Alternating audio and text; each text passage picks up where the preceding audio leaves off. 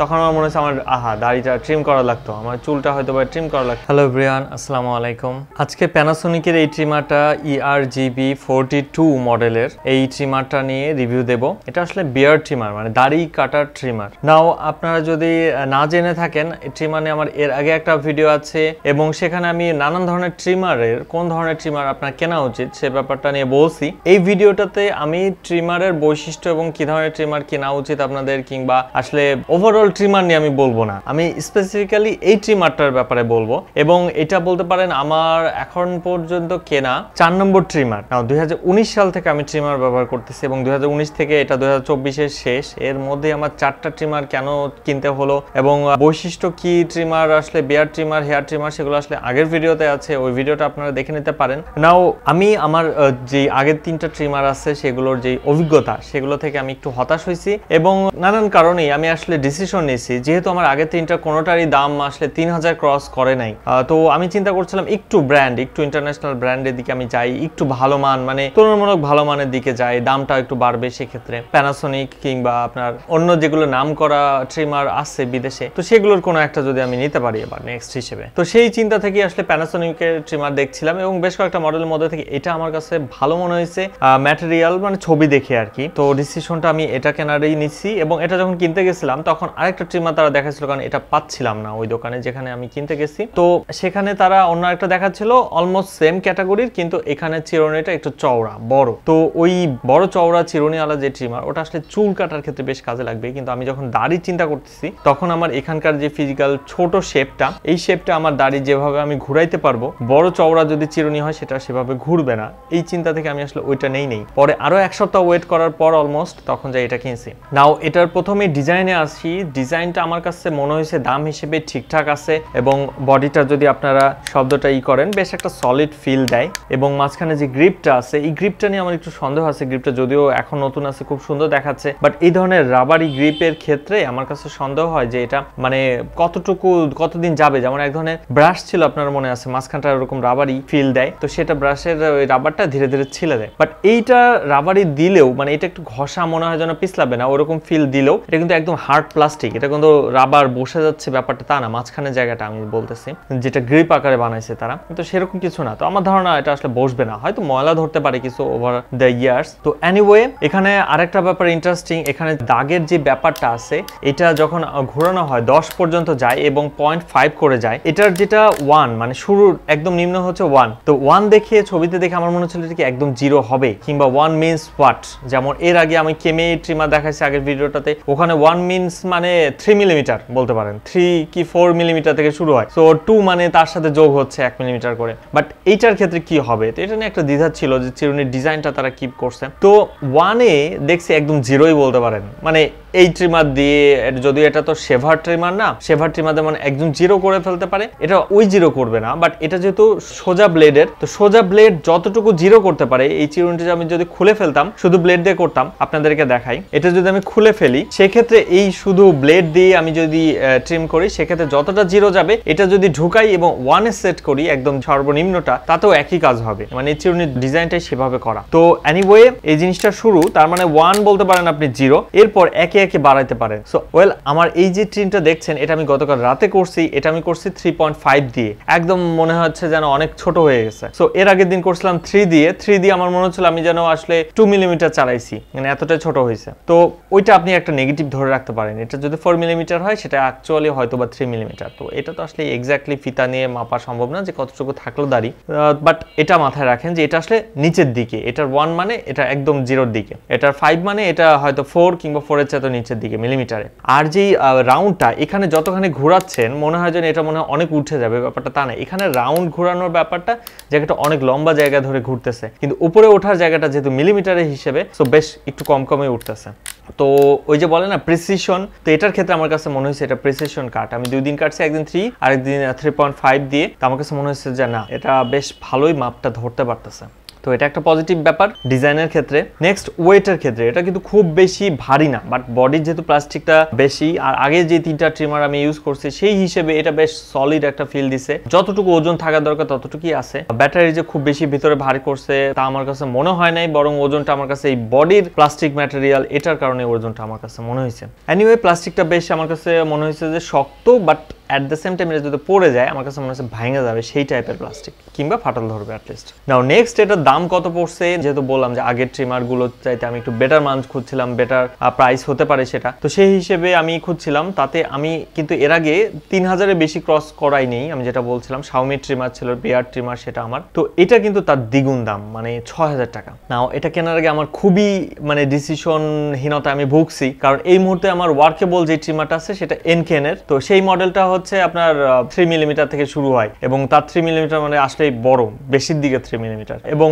সেটা দিয়ে আসলে চুল আপনি যত স্মুথলি কাটতে পারবেন, আপনি দাড়ি ওভাবে ট্রিম করতে পারবেন না। 3 পরে 6, 9 মিলিমিটার যেই জিনিসটা, তো ওটা আসলে চুলের জন্য ট্রিমার। আমার দাড়ি ট্রিমার ছিল শাওমিটা, ওটাতে আমি চুলও উপর দিয়ে কাটছি, আবার দাড়িও ট্রিম করছি, কিন্তু শাওমিটা নষ্ট হয়ে গেছে, ওটা আমি আগের ভিডিওতে বলছি, এনিওয়ে ওটা নিয়ে বলবো না। তো আমার একটা বিয়ার ট্রিমার দরকার ছিল, সেটা থেকে এটা নেওয়া।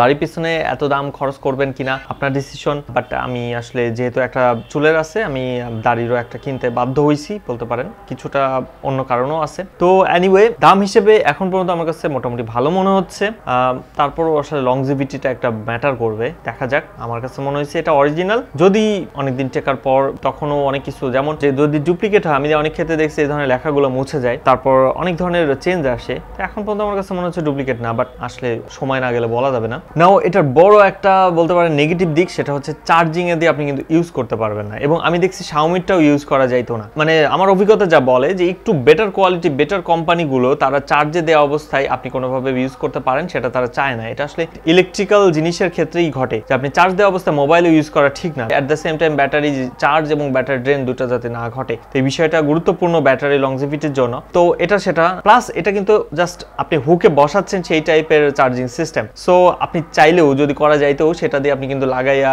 করতে পারতেন না। তো এটা একটা ব্যাপার আছে যে এটা দিয়ে যেই টাইমটা আপনি মানে ইউজিং আওয়ার আমি চালাই দেখছি ঘন্টা খানেক চলছে, তারপরে আর কত চলবে আমি আর একদম জিরো করি নাই, সো আরো অনেক সময় চলবে বলেই আমার কাছে মনে হয়েছে। আর একটা জিনিস হচ্ছে ওয়ার্কিং টাইম আপনার ঘন্টা, তাই বলে কি এমনি চালায় রাখলে সেটা তো ঘটছে না, কারণ তখন তো আপনার চুল কাটছেন, এমনি চালায় রেখে আমি যে টেস্টটা করছি, যদি ঘন্টা খানেক ধরে চুল কাটি এবং প্রতি মুহূর্তে, সেক্ষেত্রে একটা ভিন্ন ব্যাপার যে ওটা তো বাধা পাচ্ছে, তখন ব্যাটারি কতটুকু পাওয়ার যাচ্ছে। এনিওয়ে আপনারা ঘন্টা খানেকের উপর ইউজ করতে পারবেন নির্দ্বিধায়, সেটা আমার কাছে মনে হয়েছে। আর বিয়ার ট্রিমার যেহেতু ঘন্টা খানেক কারোই আসলে ইউজ করা লাগে না, সো যদি টাইম যাইতে যাইতে ব্যাটারির ইটা কমেও আসে, তারপর এটা এনাফ হবে, 10-20 মিনিটের বেশি আমাদের আসলে ট্রিম করা লাগে না, তো এই ব্যাপারটা আছে। নেক্সট আরেকটা জিনিস সেটা হলো নেগেটিভ ব্যাপার, সেটা হচ্ছে এটার চার্জিং টাইমটা 10 ঘন্টা। দোকানদার আমাকে বলছে 10 ঘন্টা চার্জ দিতে হবে, আর প্যাকেটে ম্যানুয়ালি আবার দেখলাম 12 ঘন্টা চার্জ দিতে হবে, এরকমটা বলা আছে। এই 12 ঘন্টা চার্জিংটা তারা কিন্তু বলছে না যে ফার্স্ট টাইম আপনি 10-12 ঘন্টা চার্জ দিবেন, এটা বলছে চার্জিং টাইম, তার মানে আপনার যদি 1 ঘন্টা মানে চার্জ যদি পুরো ফুরায় যায়, তখন হয়তো 10-12 ঘন্টা চার্জ দিলে ফুল হবে। তো এই টেস্টটা আসলে করা কঠিন, কারণ আগের কিছু ট্রিমার যেমন কেমে ট্রিমার যেটা আছে আমার, সেটা ছিল কি লাল থাকে যখন চার্জ দিচ্ছি আমি, যখন চার্জ পুরা হয়ে যায় তখন সবুজ বাতি জ্বলে, তো এটা একটা ইন্ডিকেটর। এই ইন্ডিকেটর এটা ক্ষেত্রে নাই। এত সুন্দর তারা একটা চার্জিং কেস দিছে ঠিকই, কিন্তু এটার কোনো ইন্ডিকেটর রাখে নাই যেটা আমাকে বুঝাবে ফুল হয়ে যাবে, এবং ম্যানুয়ালেও বলা আছে যে সেরকম কোনো ইন্ডিকেটর নাই। তো এটা আমার কাছে একটু অড লাগছে, একটু বিরক্ত লাগছে যে এত ভালো করে তুমি একটা জিনিস বানাইলা, দামও কত কম নিচ্ছ না, তাহলে একটা ইন্ডিকেটর দিতে কি সমস্যা? এই ক্ষেত্রে তো আপনি বলতে পারবেন না যে কোন ধরনের সমস্যা ছিল, তাই না? দুটো ইন্ডিকেটর, দুটো লাইট তারা দিতেই পারতো চার্জ হয়ে গেলে। আই ডোন্ট নো তারা কেন দেয় নাই,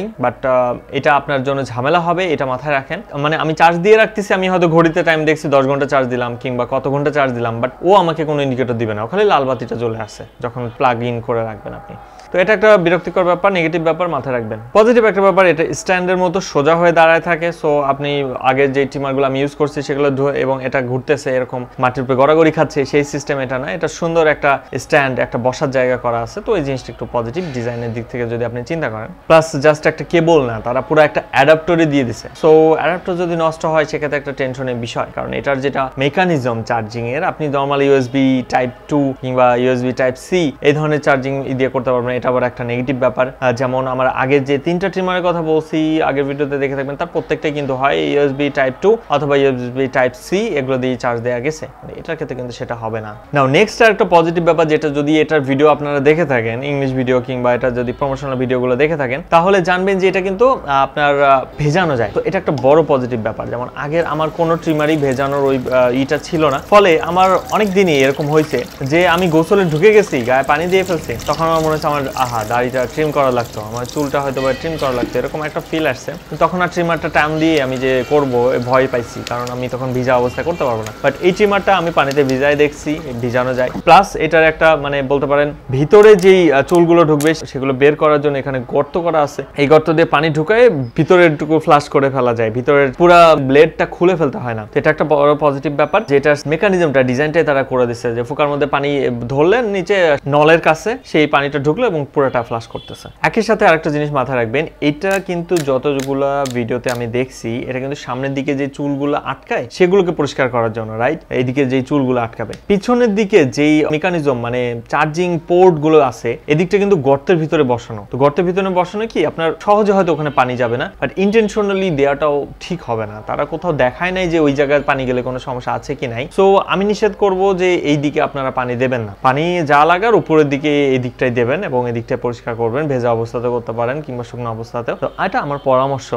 যদি আপনারা সেরকম টেস্টের চিন্তা করেন তাহলে ওই দিকটাও টেস্ট করতে পারেন, আমি ওই রিস্কটা নেইনি। নাও এই ফ্লাশটা যেটা দেখালাম আমি, এই ফ্লাশটা করার পরও কিছু চুল থাকতে পারে, সেক্ষেত্রে আপনারা পুরাটা খুলে ফেলবেন এবং এটা সুন্দরভাবে চাপ দিলে এটা খুলে আসবে এবং এখানকার ভিতরটা আপনি জাস্ট পানির নিচে ধরেও পরিষ্কার করতে পারেন কিংবা সাথে একটা ছোট্ট ব্রাশ দেওয়া থাকে, ওই ব্রাশটা দিয়েও পরিষ্কার করতে পারেন। তো এর আগে ট্রিমারগুলো থেকে আমার অভিজ্ঞতাটা একটু অবাক, কারণ আমি এত ছোট ব্রাশ ট্রিমারের সাথে আমি দেখি না, এটা খুবই ছোট ব্রাশ, তো আসলে লাগেও না, চুলটা একটু মানে কায়দা করে করলে এতেই যথেষ্ট। বাট এটা বেশ একটু কিউট এবং ছোট বলা যায়। নাও এটার যে মেকানিজমটা, তাতে চুল ভিতরে একটু কমই ঢোকে বলবো আমি আগের ট্রিমারগুলোর তুলনায়। আমি অবশ্য আশা করছিলাম যে এটা টোটালটা যেহেতু বলছে ওয়াটার প্রুফ কিংবা ওয়াটার ইউজ করা যায়, আমি ধরে নিয়েছিলাম এটা আসলে ওয়াটার প্রুফ, মানে ভিতরে চুলও ঢুকবে না পানিও ঢুকবে না কিছু না। বাট এই উপরে সামনে মেকানিজমটা তারা ওভাবেই করছে, যেখানে চুলও ঢুকতে পারে আবার পানি ঢুকিয়ে চুলটা পরিষ্কার করতে পারে, কোনো সমস্যা যেতে না। নেক্সট আরেকটা জিনিস আপনাদেরকে আমি সতর্ক করি, যে জিনিসটার কারণে আই থিঙ্ক আগের বলতে পারেন শাওমি ট্রিমারটা সেটা মোস্ট প্রবাবলি সেই কারণে নষ্ট হয়েছে,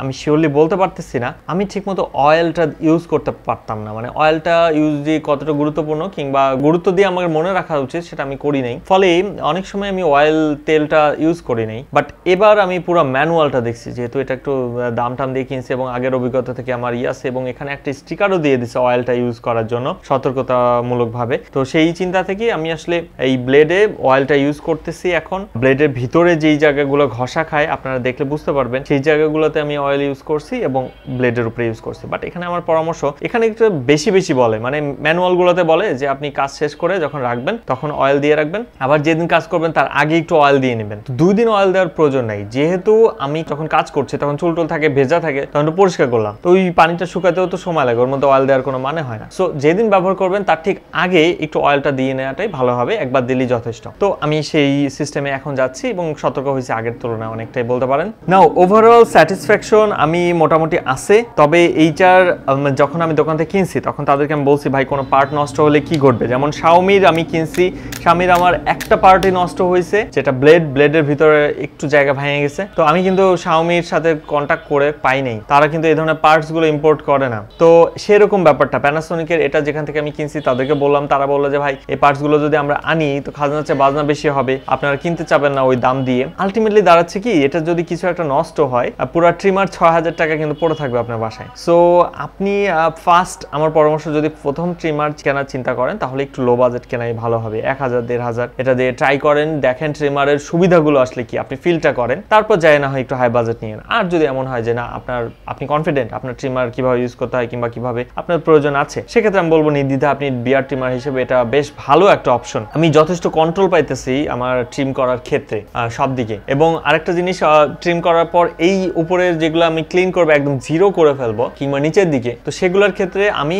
জিলেটের যেটা ব্লেড আছে সেটা দিয়ে আমি ওই অংশগুলো ক্লিন করি। আবার আপনি যেটা করতে পারেন, উপরের চিরুনিটা খুলে এটা দিয়েও ক্লিন করতে পারেন, পুরো হয়তো জিরো হবে না কিন্তু একদম জিরোর কাছাকাছি হবে ডিরেক্ট এটার ব্লেড দিয়ে আর কি। তো এনিওয়ে তাতে আমি এখন পর্যন্ত সন্তুষ্ট, আমার কাছে মিলিমিটার মাপ এবং এটার কোয়ালিটি সব মিলাই সন্তুষ্ট মনে হয়েছে না, ও যদি বার্গেনিং চিন্তা করেন তাহলে হয়তো যত কমে পাইলে ভালো হতো। আমার মনে হয়েছে আরো 2-1000 কমাইতে পারতো, যেহেতু এটা ব্র্যান্ডের যদি অরিজিনাল হয়ে থাকে তাহলে 6000 টাকা দাম ঠিক আছে। আজকে এই পর্যন্তই। যদি আপনাদের আমার এই ধরনের ভিডিও ভালো লাগে, রিভিউ ভিডিও এবং বলেন কিংবা নানা ধরনের কাজের যে ভিডিওগুলো আমি আপলোড দিই আমার চ্যানেলে, তাহলে অবশ্যই লাইক দেবেন, শেয়ার করবেন এবং সাবস্ক্রাইব করতে ভুলবেন না। আর দেখা হবে নেক্সট এপিসোডে। আর যদি কিছু জানার থাকে, প্রশ্ন করার থাকে, তাহলে কমেন্ট সেকশনে সেটা লিখে যাবেন। ভালো থাকবেন সবাই। আসসালামু আলাইকুম।